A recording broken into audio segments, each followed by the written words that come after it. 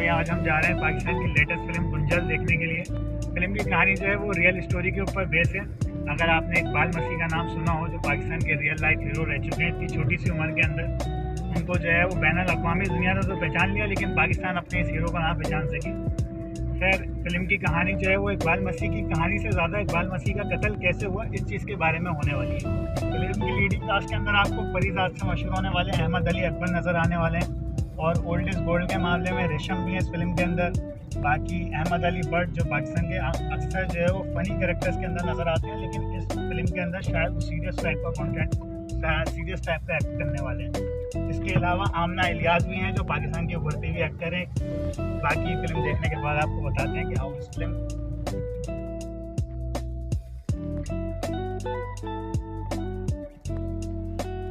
खैर, हम पहुंच गए हैं फाइनली बेलेवेट मॉल, जहां सिनेप्लेक्स है। अच्छा, कुछ लोगों ने मुझसे पूछा कि ये हैदराबाद का कौन सा सिनेमा है, तो ये बेलेवेट मॉल है, जहां पे हैदराबाद में सिर्फ वाहिद सिनेमा है सिनेप्लेक्स का। कुछ हैदराबाद में रहने वाले लोगों ने मुझसे ये भी कहा कि हैदराबाद में बम्बिनो सिनेमा के नाम से भी है, तो भाई वो सिनेमा तो बंद हो चुका है। खैर, ये है पार्किंग इस मॉल की। पार्किंग भी काफ़ी आराम से मिल जाती है, काफ़ी अच्छी मैनेजमेंट है, बड़ा मज़ा आता है इधर आके जब भी आता हूँ मैं।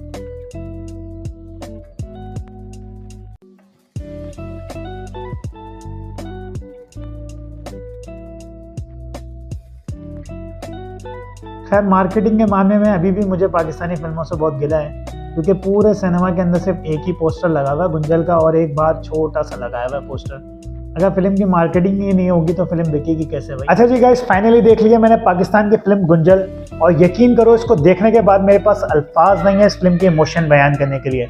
मैं आज ये बात यकीन से कह सकता हूँ कि अगर एक्शन के मामले में पाकिस्तान के बाद द लेजेंड ऑफ मुल्ला जट है ना, तो आज से ये बात लिख के रख लो कि पाकिस्तान के पास सीरियस कंटेंट के मामले में अहमद अली अकबर की गुंजल होने वाली है। अच्छा, फिल्म देखने जाने से पहले एक बात मेरी जरूर ध्यान में रख लीजिएगा कि अगर एनिमल जैसी फिल्म देखने के बाद आपका मूवीज देखने का टेस्ट खराब हो चुका है ना, तो ये फिल्म आपके लिए बिल्कुल नहीं है, क्योंकि फिल्म के अंदर कोई चकाचौंध वाला मामला नहीं है। एकदम सीरियस कंटेंट है जो आपको अंदर से हिला सकता है, और ट्रू इवेंट पे बेस है, तो उसके और बहुत अच्छी चीज़ ये, इस चीज़ के ऊपर मैं डायरेक्टर को क्रेडिट दूंगा कि फिल्म के अंदर आगे पीछे ज़बरदस्ती कोई चेंजिंग नहीं करी। अगर ट्रू इवेंट लिखा है फिल्म के स्टोरी के आगे शुरू के अंदर, तो वो फिल्म बिल्कुल रियल स्टोरी के ऊपर ही बनाई गई है। और वाकई यार मानना पड़ेगा फिल्म के मेकर्स को कि स्टोरी के अंदर अपनी तरफ से कोई भी बिना मसाला लगाए बगैर फिल्म, और यह मानना पड़ेगा फिल्म के मेकर्स को कि अपनी तरफ से कोई मसाला लगाए बगैर फिल्म की कहानी को बिल्कुल रियलिस्टिक लगा। इसके बावजूद भी फिल्म बहुत ही ज़बरदस्त और बहुत ही ज़्यादा अनप्रेडिक्टेबल है।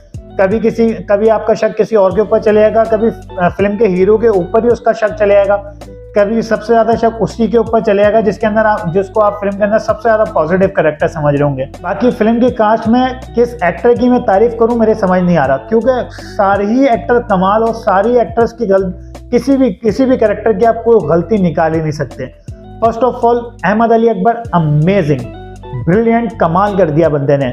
सेकंड नंबर पर रेशमा, यार वही ओल्ड इज गोल्ड वाला, मैंने वीडियो के अंदर आपको पहले ही बता दिया था, मैं फिल्म देखने जा रहा था कि Reshma is old is gold, और फिल्म के अंदर भी वो यही काम कर रही हैं। इसके अलावा आमना इलियास, इनका कैरेक्टर भी बहुत ज़्यादा स्ट्रॉन्ग है, बहुत ज़्यादा सपोर्टिंग है। और इनके अलावा अहमद अली भट्ट, फिल्म के अंदर इनका रोल छोटा है, लेकिन छोटा बड़ा होने से फर्क नहीं पड़ता, बॉस कितना दमदार है इस बात से फर्क पड़ता है। इसके अलावा जो इकबाल मसीह का कैरेक्टर जिस बच्चे ने अदा करा है, उसका पूरा डिटेल रिव्यू, इस फिल्म का पूरा डिटेल रिव्यू आपको पूरा मिल जाएगा।